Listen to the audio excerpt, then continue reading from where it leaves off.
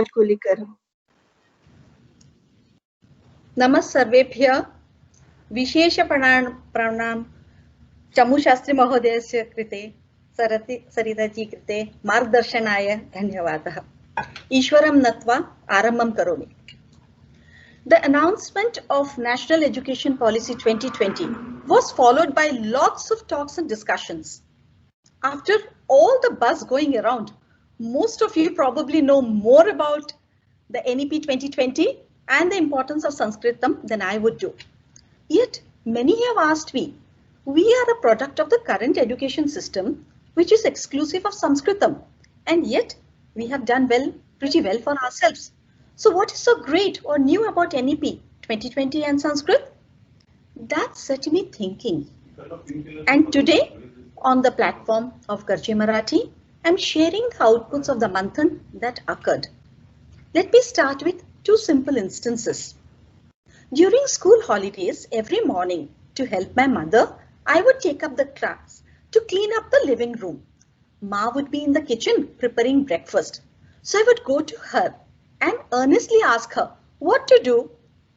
Putting the gas burner on sim, she would come out of the kitchen into the living room with me and see newspaper read, pages all scattered, squashed cushion askew on the sofa, floor, water bottles, tumblers on the side tables, magazines and books out of place, the small hand towels on the sofa back, etc., etc. In a jiffy, she would roll out the list of the things, organize the papers sequentially, put them in the stand, and so on and so forth. And I'm very happy to share all of them was done very well. Next morning, same scene, Ma in the kitchen, I, the earnest dedicated helper, ask her what to do, and she would list out all the things, and I would do them so very well.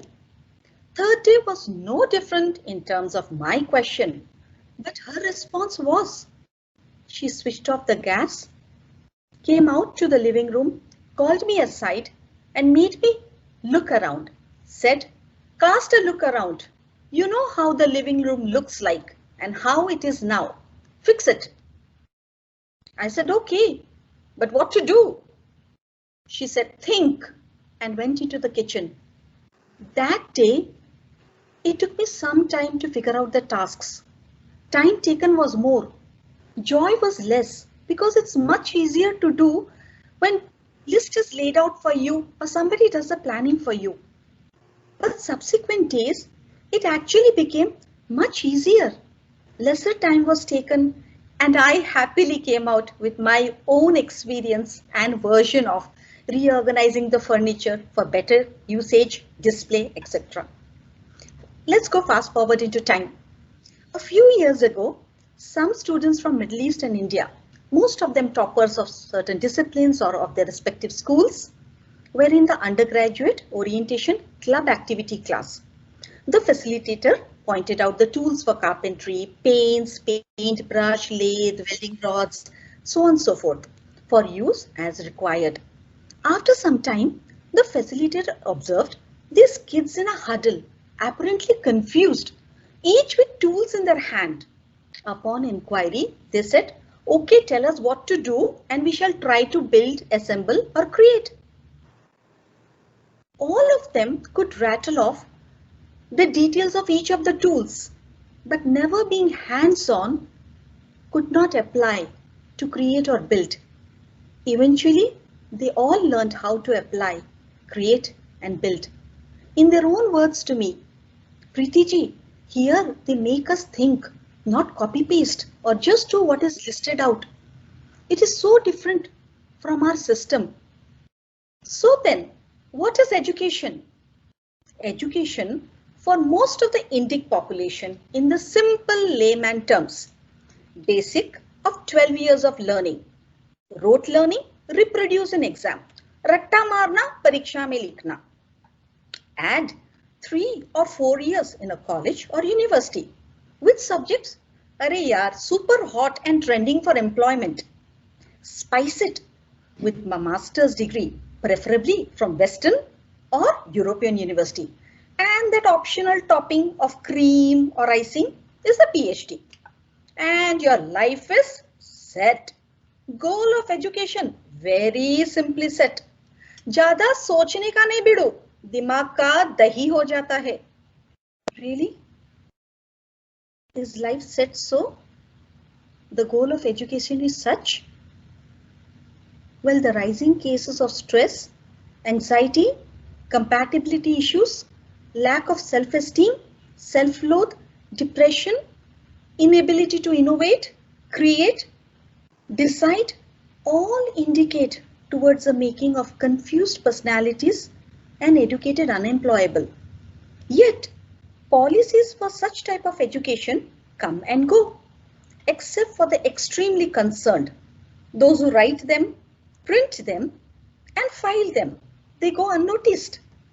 Changes in education policy happened before, and life continued as before, yatha purvam tatha param, because these policies focused largely on issues of access and equity during its implementation. So what's the buzz about NEP 2020? Let us dive straight into the webinar topic and try to understand a little bit as to why we are having this session on it.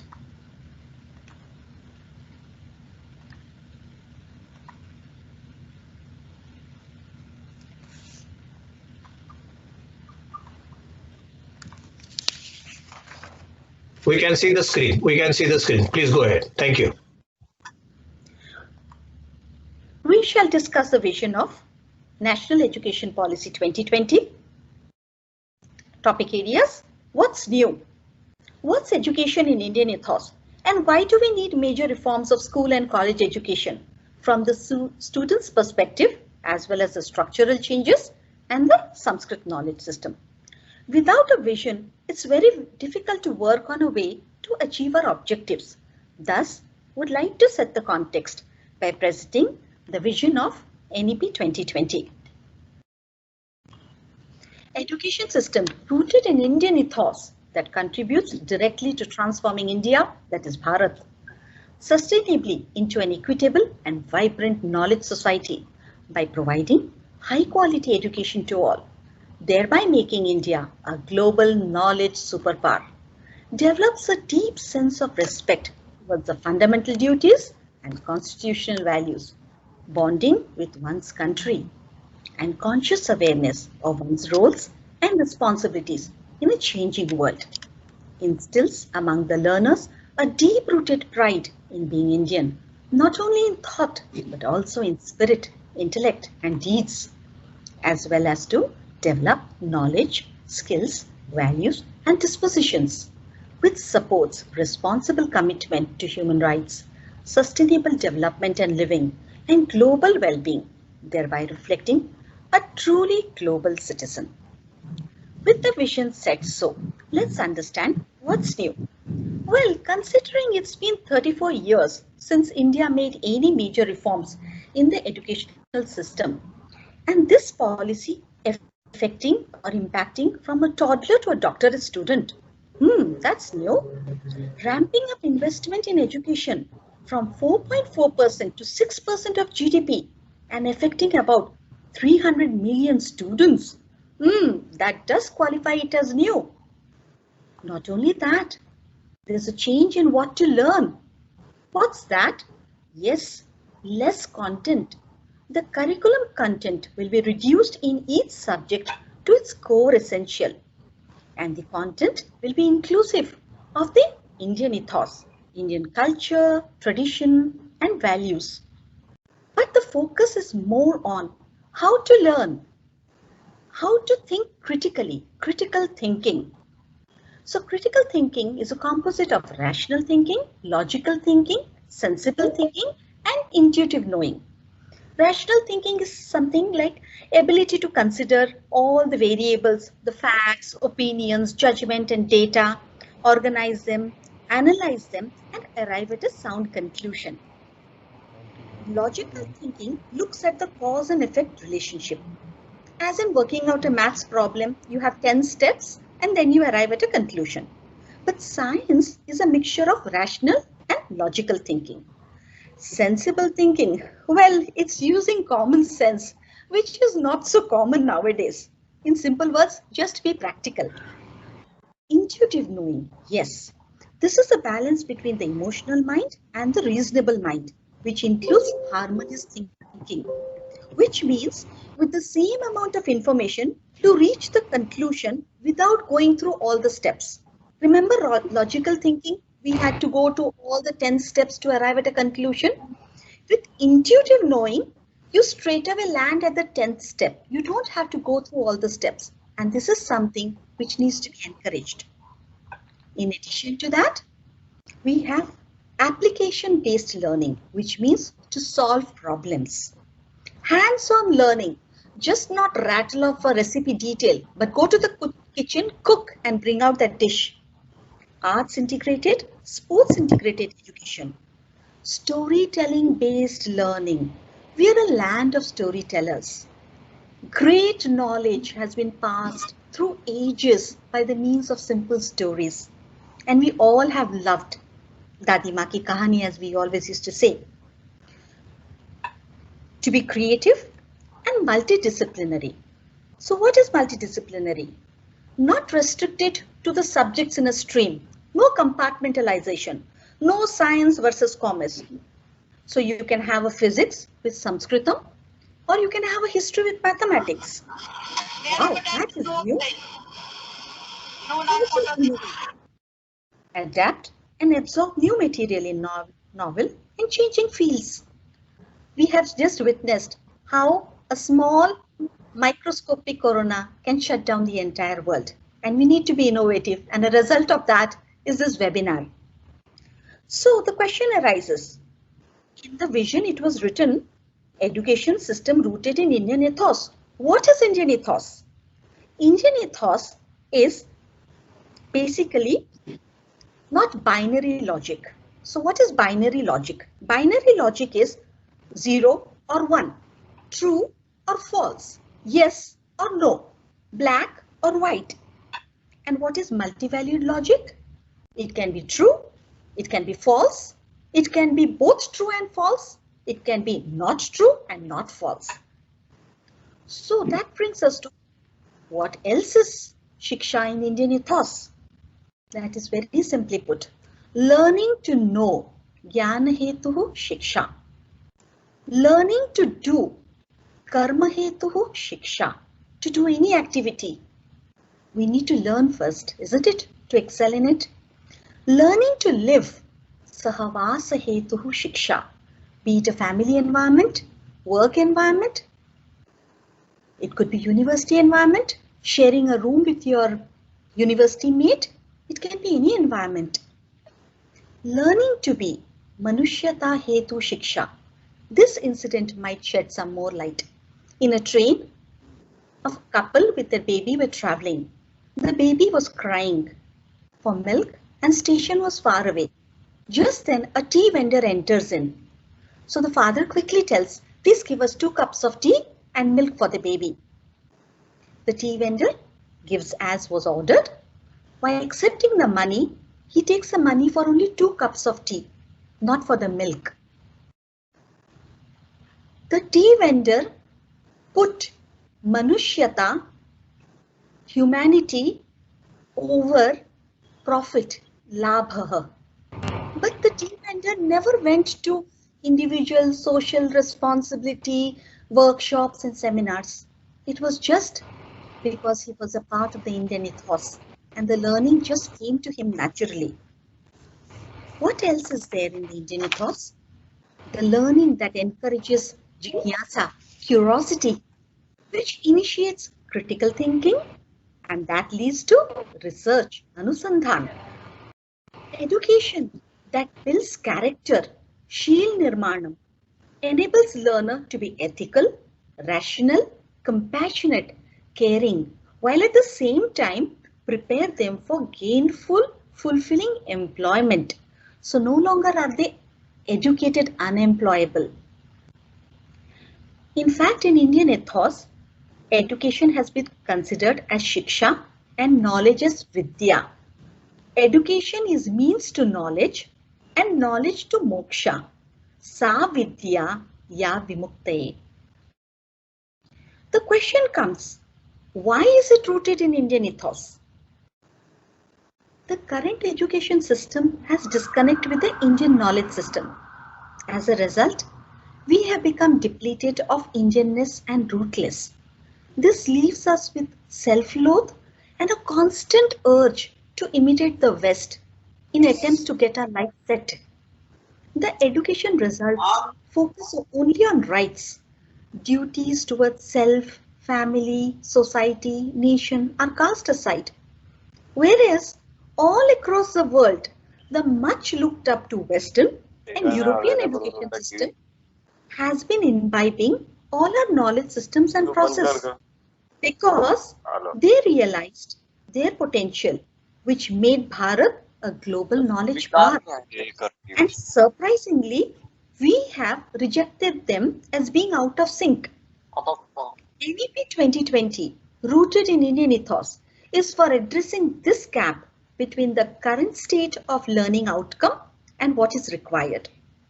India will have the highest population of young people in the world over the next decade, and our ability to provide high quality educational opportunities will determine the future of our country. And so how do we go about doing this? Let's start with the changes in the school education, the structure. Let's have a quick look at the structural changes and how it impacts each and every stage. The previous structure was a 10+2 structure, which means a total of 12 years of learning, a slab of age group 6 to 16, followed by the higher secondary 16 to 18, finish education.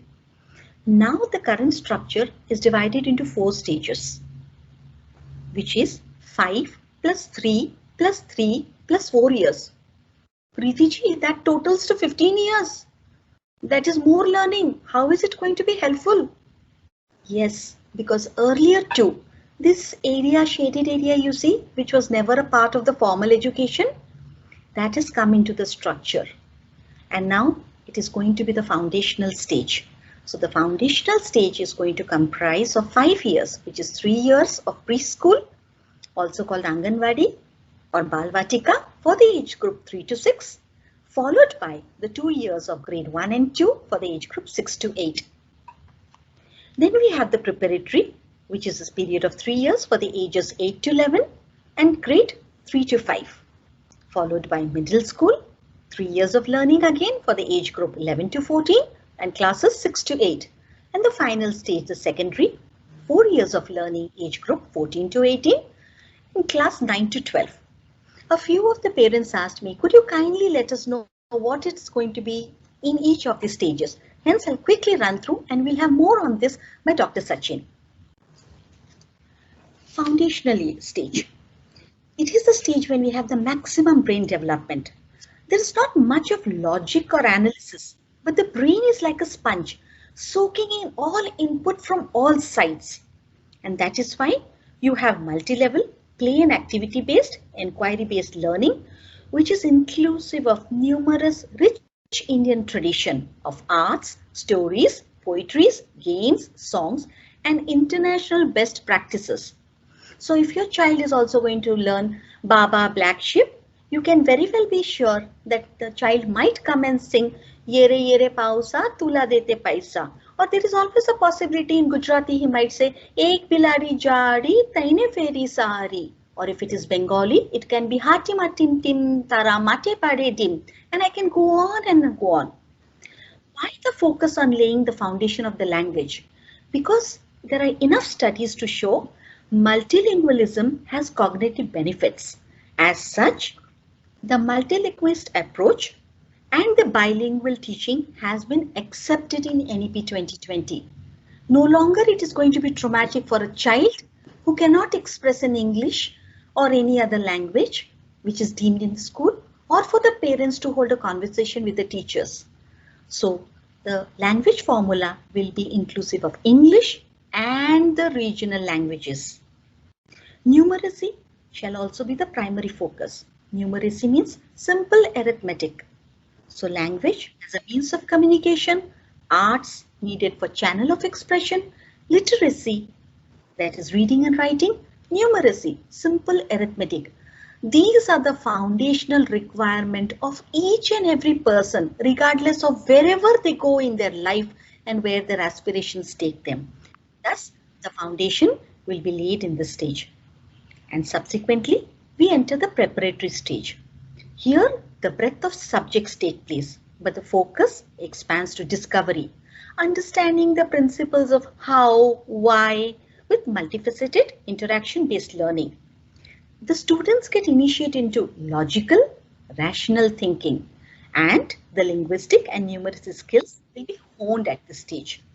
Now they are ready for the middle stage, where it evolves to more experiential learning in science, mathematics, arts, social science, humanities. They start learning abstract concepts and exploration of relation between subjects. They will also be introduced to vocational training, that is taught technical skills which will allow them to take up job in specialized trades or crafts like pottery and carpentry. Not only that, they have to do a 10-day internship with local experts. Remember, hands-on learning? And now, the 4 years of multidisciplinary study in the secondary stage. There is greater flexibility and the students' choice of subjects. No more streams, no more science versus commerce, physics with Sanskrit, political science with computers, even vocational courses, extracurricular activities will be given as much leverage as academic studies. It is subject-oriented learning stage, but with greater depth, greater critical thinking, because finally at this stage, you start giving greater attention to life's aspiration. We don't want to land up with confused personalities. We want clarity of mind. Not only that, there's an option of exiting after grade 10. Yes, and they can re-enter in the next phase to pursue the vocational or other courses which are available in grade 11 and 12. And what about the exams? Board exams? Oh God, we remember the trembles and the shivers? Yes, board exams will be conducted in grade 10 and 12. They are not going away. But the high stakes, the great importance we used to give for them, that's reduced. So all students will be allowed to take board exams up to 2 occasions during any given school year. One main exam and one for improvement. Not only that, foreign languages like Korean, Japanese, Thai, French, German, Spanish, Portuguese and Russian will also be offered at the secondary level for the students to learn about the cultures of the world, to enrich their global knowledge and mobility according to their own interest and aspiration. Remember, we have to make them global citizens too. An engaging course on Indian knowledge system will also be made available to the students in the secondary school as an elective. So that's done with the school education. What about the assessment? Yes, the progress card, as it will be called, will be a holistic 360-degree multi-dimensional report which will include self-assessment and peer assessment. So now we enter college. And how does it change? What are the reforms that we are looking at? Similar to the SAT exams, which is a standardized examination, a national testing agency will be charged with conducting optional entrance exam for admission into higher educational institutes across the country. The structure, length and breadth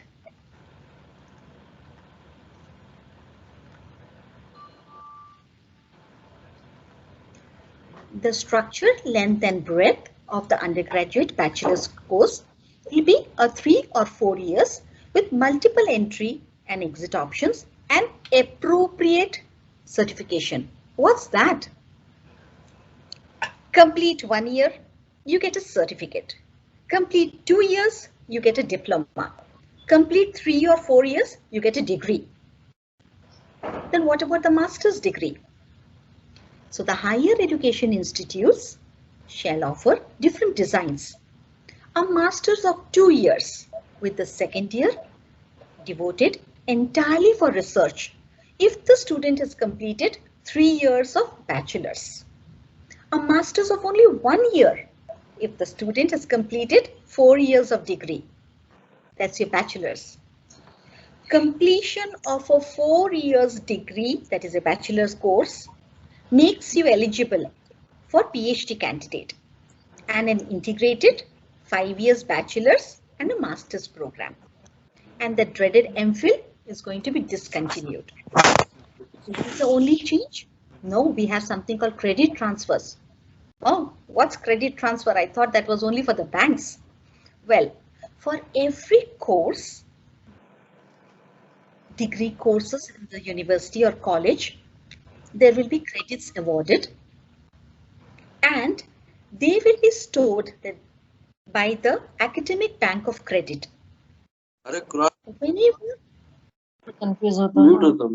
Whenever the child exits, enters, changes college, he or she can avail these credits and pursue and continue with education. So you have a digitally stored academic credits and you have them as transferable credits. And it can be for different stream courses. Remember, you can have a multidisciplinary choice of subjects. In addition to that, something very new, which we always knew, peer tutoring and voluntary activities. So what is peer tutoring?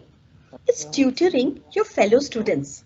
Studies around the world have shown 1:1 peer tutoring to be extremely effective, not just for the learner, but also for the tutor.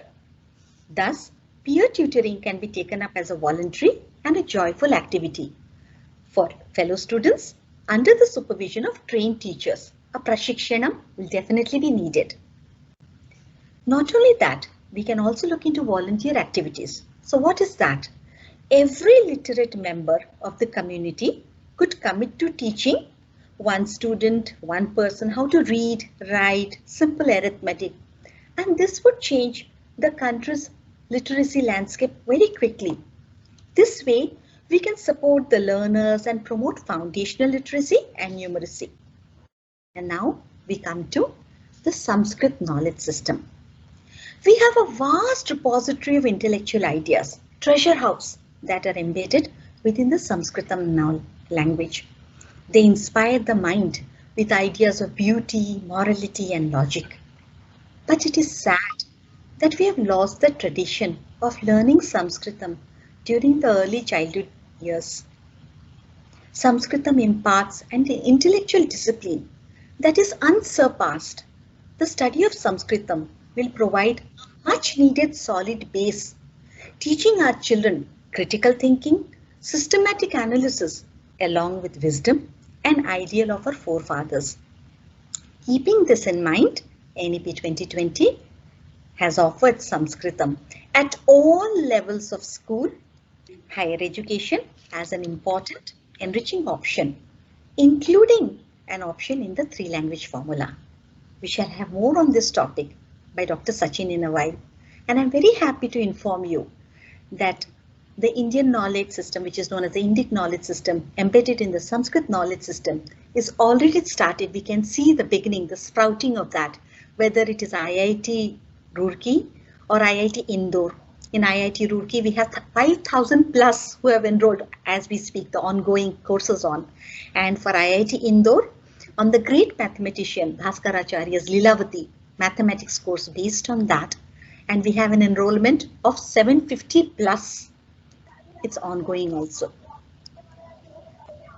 We all know and understand that true learning outcomes leads to change and liberates. NEP 2020 offers us a chance to explore our choices and seek the change we aspire. Challenges shall surely come in the way. So one of the choices would be just to sit back and watch. Be a spectator.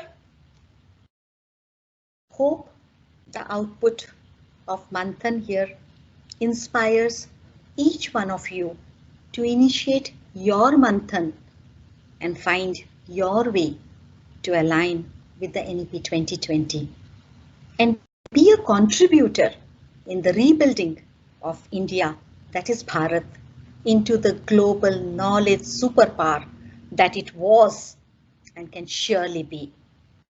सर्वेषां कृते धन्यवादं